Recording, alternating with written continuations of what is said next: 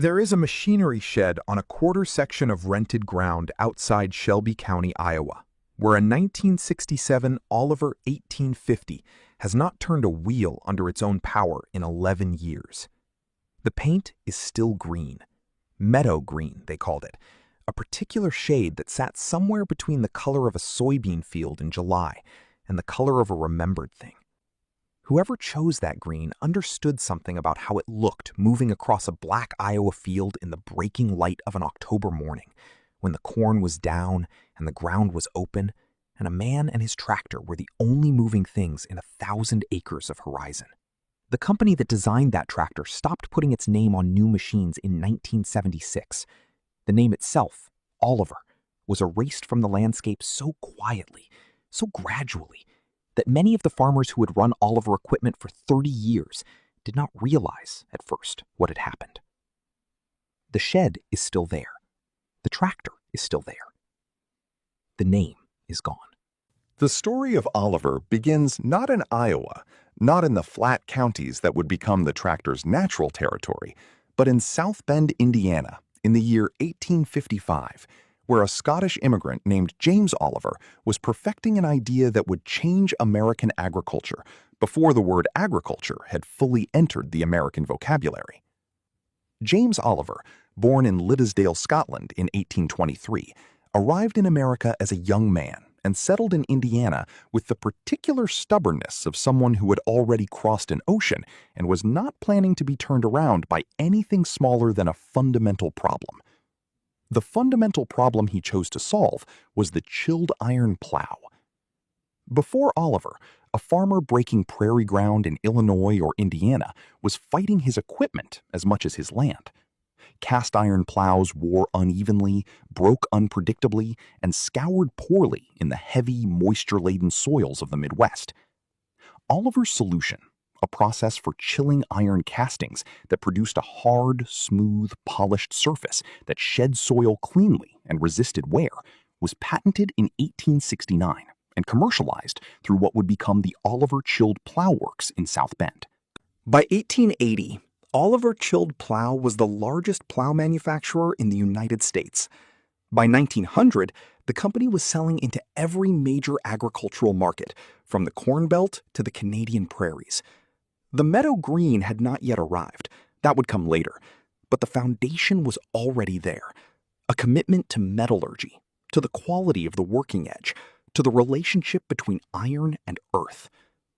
The consolidation that created the Oliver Farm Equipment Company, as farmers would eventually know it, happened in 1929, when 4 separate manufacturers were merged into a single entity.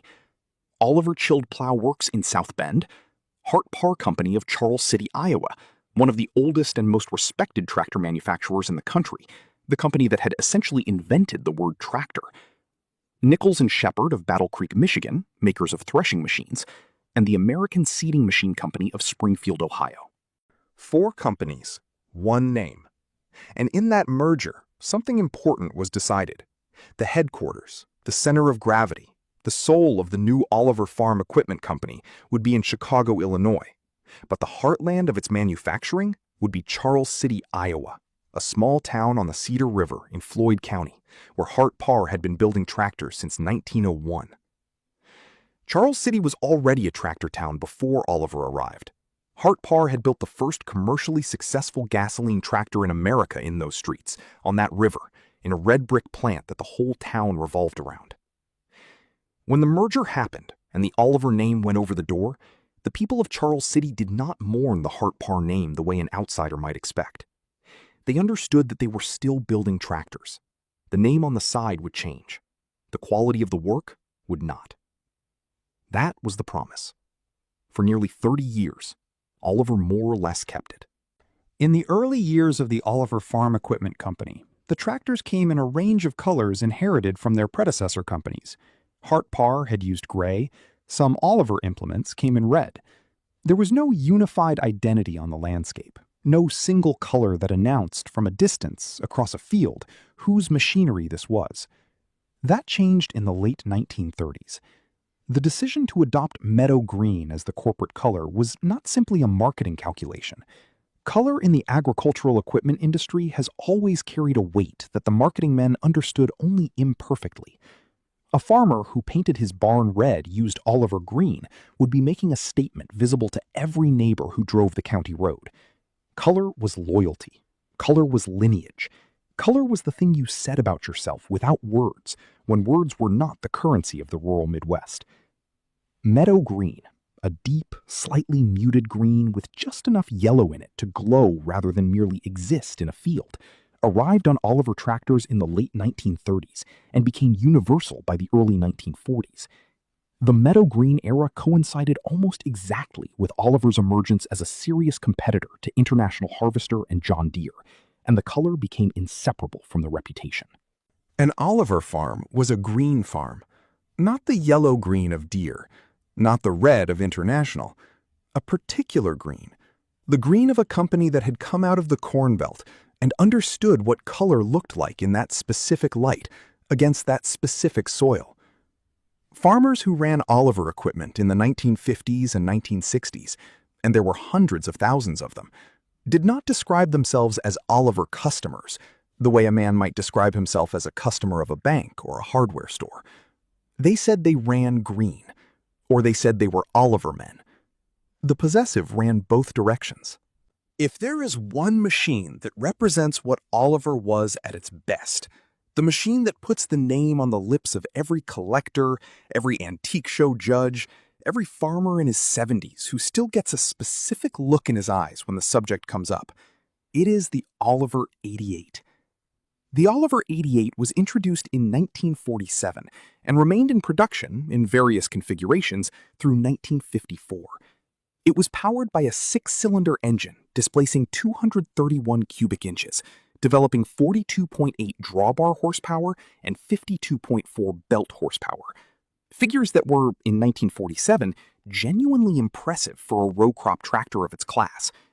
It weighed approximately 5,900 pounds in standard trim and was built around the same design philosophy that had characterized Oliver since the Hart Parr days. A long-stroke, low-RPM engine that pulled with authority rather than with noise. A transmission that gave a farmer the gear he needed without making him compromise.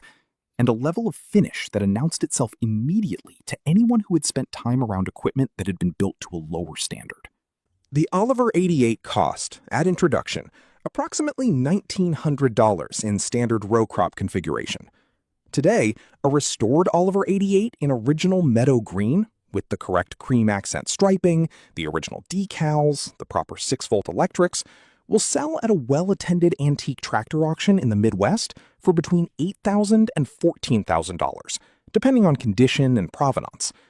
A show-quality restoration with documented history can exceed $18,000.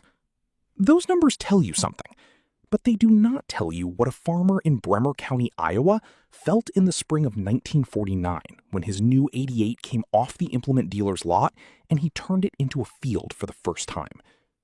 Harold Hepner of Waverly, Iowa, described running his family's 1950 Oliver 88 in an oral history recorded by the Iowa State University Extension Service in 2003. He said, and I am paraphrasing from the transcript here, that the 88 pulled like it was angry at the ground, that it didn't scream at you when it was working, that his father, who had run a Farmall M before it, said the Oliver was the first tractor he'd owned that felt like it had manners. Manners.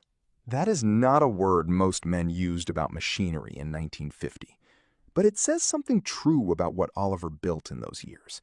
The machines had a quality of restraint, of engineered composure that their competitors did not always match. The Super 88, introduced in 1954, added a slightly larger engine and improved hydraulics. The 880, which followed in 1958, brought the tractor into the live PTO era and updated the styling to the more modern sheet metal that Oliver would carry through the early 1960s. But it is the original 88, the immediate post-war machine, the one that established the template that collectors return to, that old-timers remember, that sits in the center of the Oliver story the way certain things sit in the center of a life. Not because they were perfect, but because they were exactly what was needed, exactly when they were needed, and they proved something about the people who made them. The Oliver 88 was meadow green at the moment the color mattered most. The fields were opening back up after the war.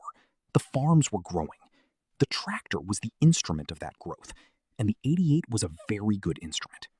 Oliver knew it. The farmers who ran them knew it. What happened in the decade that followed the 88's peak years was the kind of decision that every independent implement manufacturer in the Corn Belt had been dreading since the end of the war. It was a decision made not in Charles City and not in Chicago, but in a boardroom that had no particular relationship with Iowa soil. And it arrived, for the dealers who had been watching the signs, almost exactly as they had feared it would.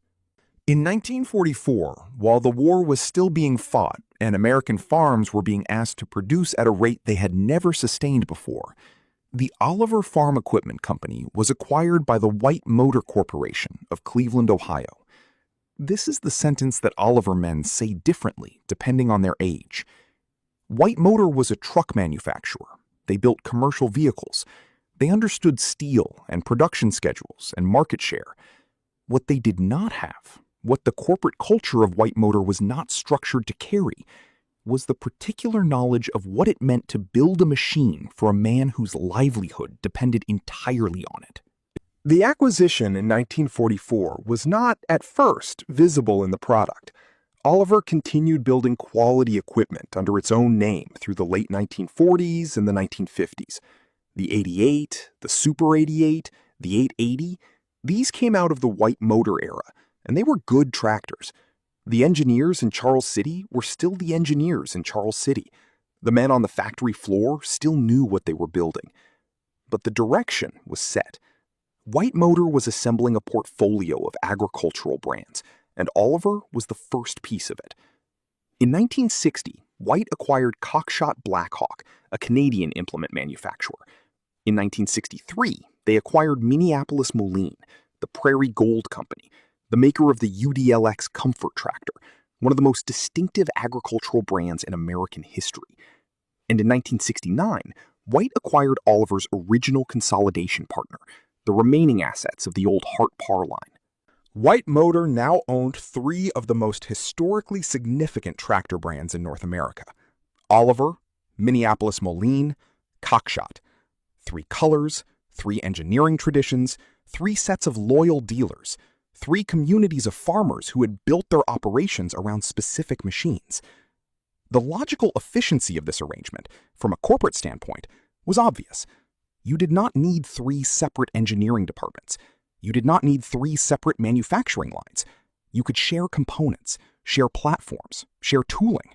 You could rationalize production. You could reduce costs. What you could not do, what the men in Cleveland did not fully understand, was rationalize loyalty. There is a memorandum in the White Motor Corporate Archive, accessible now through the Wisconsin Historical Society, that documents the internal discussion about what to do with the Oliver name after the Minneapolis Moline acquisition. The date on that document is not 1969, as many people assume. It is 1972, which means that for 3 years after the final consolidation, the fate of the Oliver name was still technically undecided. What the document shows is that the men who had to make the decision knew exactly what they were erasing. They discussed it. Some of them argued against it. The decision was made anyway. In 1969, White Motor introduced what they called the White Farm Equipment line, tractors badged simply as White, powered by engines shared across the former Oliver and Minneapolis Moline platforms, sold through consolidated dealer networks that had previously been brand-specific. The Oliver name did not disappear immediately. For several years in the early 1970s, Oliver-branded tractors continued to come off the Charles City line, including models in the 250, 270, and 2105 series. These were capable machines. The 2105 developed 105 horsepower and was considered a serious field tractor by the standards of the early 1970s. The meadow green continued on the sheet metal. But the engineers who had designed them knew what was happening. The dealers knew. The farmers who came in to look at the new machines and noticed the shared components, the Minneapolis Moline engine in an Oliver hood, the White transmission in an Oliver chassis, noticed too. By 1976, The last tractor carrying the Oliver name came off the Charles City line. The meadow green did not disappear from the landscape with the abruptness of a factory closing. It faded. It thinned. The machines that were already in the fields continued to work, continued to pull, continued to start on cold mornings with the particular authority of a well-built engine. But new green tractors stopped arriving at the Oliver dealerships because the Oliver dealerships were becoming white dealerships, and the white tractors that replaced the green ones were not a continuation of anything. They were a product line. There was a difference. The farmers knew it. The dealers, many of whom had sold Oliver equipment for 2 and 3 generations, knew it. The men who had worked the Charles City plant knew it. The Oliver name, in any meaningful commercial sense, was finished in 1976.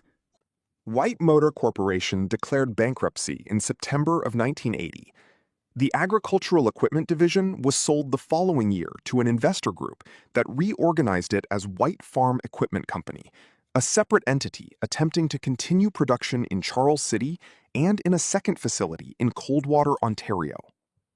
They were attempting to do this in the worst possible market conditions that the American agricultural sector had experienced since the Great Depression. Between 1981 and 1986, over 300,000 American farm operations failed. Commodity prices, which had been strong through much of the 1970s, collapsed under the weight of global oversupply, a strong dollar that made American exports uncompetitive, and the Soviet grain embargo of 1980, which removed one of the largest buyers from the market.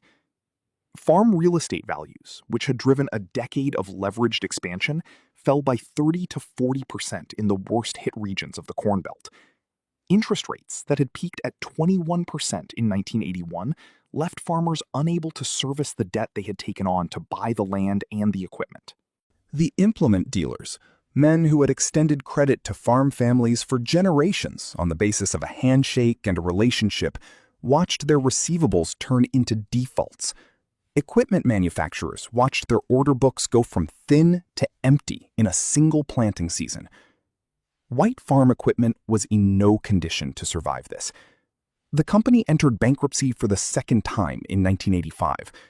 The Charles City plant, the plant that had been building tractors since Hart Parr opened it in 1901, the plant that had been the center of employment and identity for Floyd County, Iowa for 84 years, closed in November of 1985. The last tractor off the Charles City line under the White Farm Equipment name was a White 155, a large four-wheel drive machine that bore no resemblance to anything James Oliver had built or anything Hart Parr had built, or anything that the men who had once run Oliver 88s across Iowa cornfields would have recognized as continuous with what they had known. The Charles City plant had employed, at its peak in the late 1960s, approximately 1,500 people in a town whose population was just under 9,000. When the plant closed in 1985, it took with it not just the jobs, but the economic logic of the town itself. Charles City's population, which had been approximately 9,268 at the 1970 census, had declined to around 7,800 by 1990 and continued to fall through the 1990s. The liquidation auction of the Charles City plant equipment ran for 2 full days in the spring of 1986.